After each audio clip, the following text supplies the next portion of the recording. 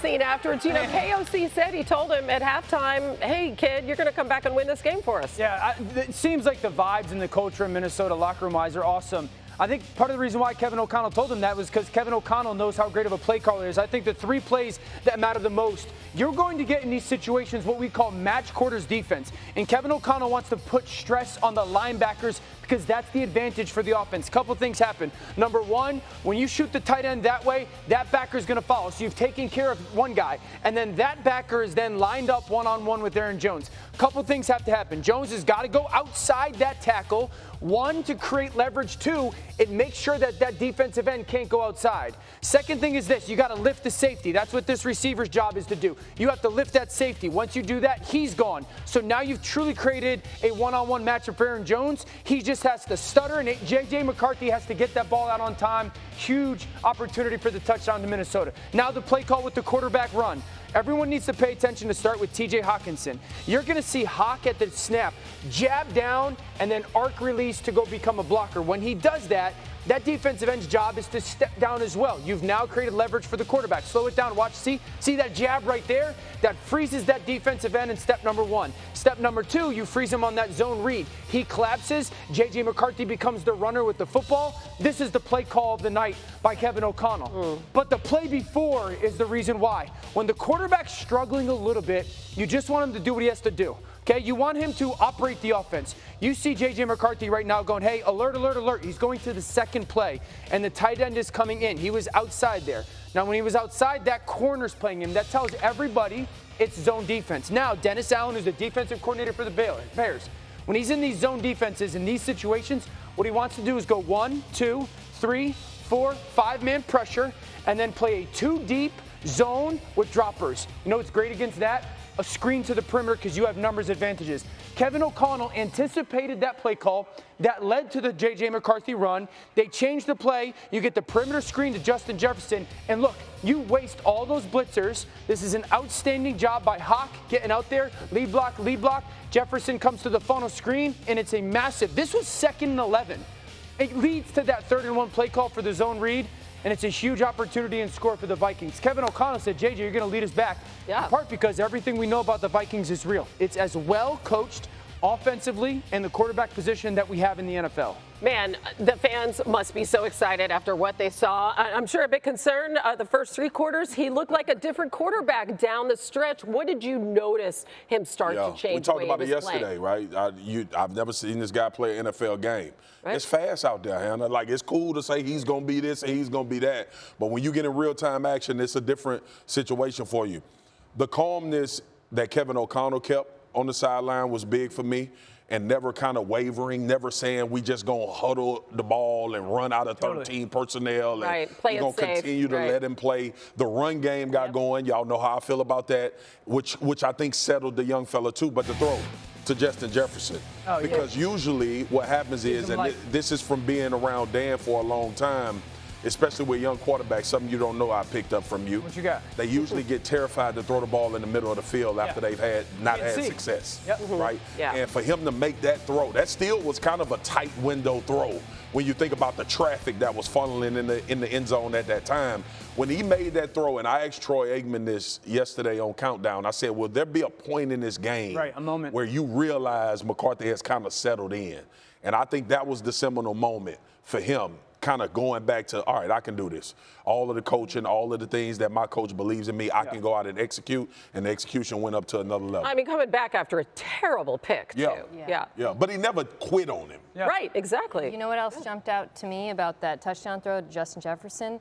Pass protection from Jordan Mason. Did you see they ran a twist up front? He picked up 2 pass rushers. And I want to mention that young man's name because I thought he was excellent. You talked about the run game settling down in the 4th quarter. Once they got him going on those duo downhill runs, you really saw the vision and the burst, and it added an extra element to this offense. Everything the Vikings did in the offseason was to improve their run game to help their young quarterback, investing in the interior of the offensive line, who I also thought played quite well down the stretch, and then trading for Jordan Mason from San Francisco. Really underrated move. I thought he gave them some juice that had been missing in the rushing attack. You know what, another thing for JJ? What shined throughout the game was like the starting point foundation of how he plays. Like even when it wasn't going great, I'd still watch the tape and be like, it's going to the right place at the right time. You know, like I think the obsession with the process of just this, I play with the rhythm of my feet. Yep. I play with the timing of the offense. And it wasn't flawless, but I think that allowed him to just stay even keel like you're talking about and waver some of the ups and downs of it wasn't result centric. It was so like, because I'm watching the game, I'm like, he's throwing it to the right place at the right time. It wasn't complete. Right place, right time. And I think eventually it was that avalanche of doing the right thing at the right time with the ball. All coming together, By the way, it's not that easy to go. I was just going to say, go back to your hometown, too. And you're playing the team that you grew up rooting for, right? And you're in prime time. I know he played in a national championship before, but this is a whole that means other nothing level. to me. Listen, I played in the national championship. First practice in the league was against Larry Allen. That ain't have a damn thing to do with how I was going to play that block. The other thing was Chicago did a phenomenal job in their rush. Early in that those game. tackles was getting pinched on, and they were getting to him, kind of being in his face. But he never got impacted by it. But then to that point, I think that's Kevin O'Connell.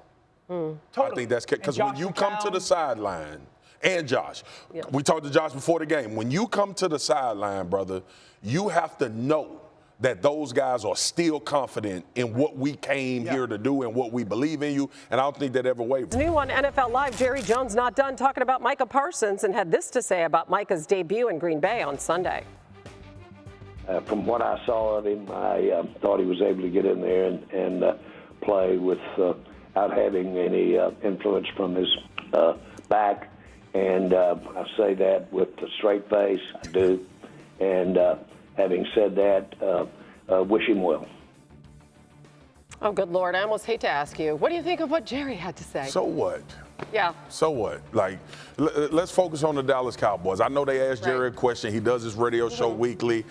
Micah came up. His back wasn't hurt. He used his back so he could get his deal without practicing and hurting his back. I'm sure that was a tweak. I understand what was going on with Micah Parsons, but to have him in the conversation, to even feel like you need to answer a question, he no longer plays there. He's in Green Bay now. And I think he's headed for greener pastures. So let's just rock out with Micah being a Green Bay Packer, and let's focus on what the Dallas Cowboys need to do to try to win games. What a completely different organization Micah Parsons has landed with. Like, wow. So I did not think I was going to have to respond to Jerry talking about Micah. It's never over. Week 1 of the NFL season when he's no longer in a uniform. This is what you get. This is what you get, our former Cowboy. This is what you get, my friend. Parsons did play 29 snaps. He played about 45% of possible plays against the Lions. He had 3 pressures, resulting in a sack, an interception, a completion for a 2-yard loss. So, Dan Quinn, what do you think about him playing against your guys on Thursday?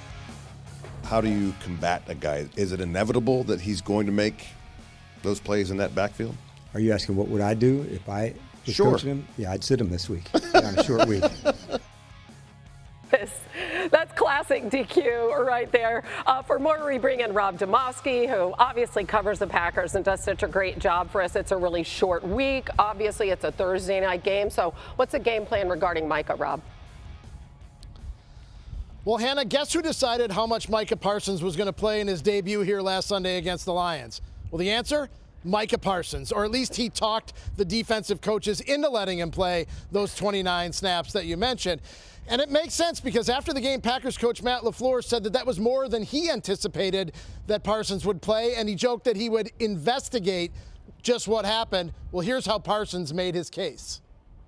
I was tired as ever, but, you know, at the end of the day, like, you just got to want it a little bit more than that next guy. And I think that's just what it's about. And it's the determination, it's the will, it's the grunt, you know, the push while you're tired.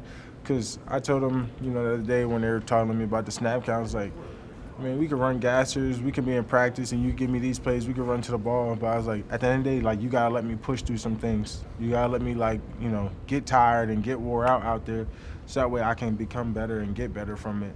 And, you know, that's when it was like, okay, your reps can go up. Like, you got to really, like, sometimes you got to fight for your own right to play. As for Thursday here against Washington, remember when Parsons got here, Packers defensive coordinator Jeff Hafley said he immediately started drawing up plays for Parsons. Well, Parsons said today this might be a game where some of those come out. And it's also worth noting, Hannah, that against Washington, Micah Parsons has 10.5 sacks in his career. That's his most against any opponent. 4.5 of them sacking Jaden Daniels last season alone in their meetings. Rob Demovsky, we appreciate you. I think you're in for a really special year this year. Meanwhile, Jaguars quarterback Trevor Lawrence in his first year under new head coach Liam Cohen might not have had the best statistical game against the Panthers, but he certainly did what he had to do to get his team a win. One of the highest paid players in all of the land. Lawrence is now working under his third offensive system in 5 years, went 19 for 31, a touchdown, an interception, added another 12 yards on 4 carries. Hey, let's go to the dynamic duo. Break it down for us, Dan and Mina. Week 1, confidence is back, at least for that time, for Trevor Lawrence, and that's what good play callers, good coaching does. Trevor Lawrence, for a year and a half now, has struggled with just letting the football go. You're going to get an internal pressure, linebacker replace. It's 3 deep, 3 underneath. He's going to work up to the top of your screen. That linebacker goes there. No, quickly get backside and replace it. Now 2nd and 8 becomes a first down for our offense. Trevor Lawrence didn't do that last year. This time it's a short in and a corner route up top. That nickel defender tells you what to do with the football. It's 1, 2, 3. Is he lifting? Yes. Get the ball out right now. Yards after the catch. So 1st and 20 because a penalty becomes 2nd and 9. Now listen, give me this. You give me this, you got a top 5 player at the position. Look how early he cuts this ball loose on the deep curl. That ball's coming out right now. You got 3, 4 defenders sitting in that tight zone staring at you.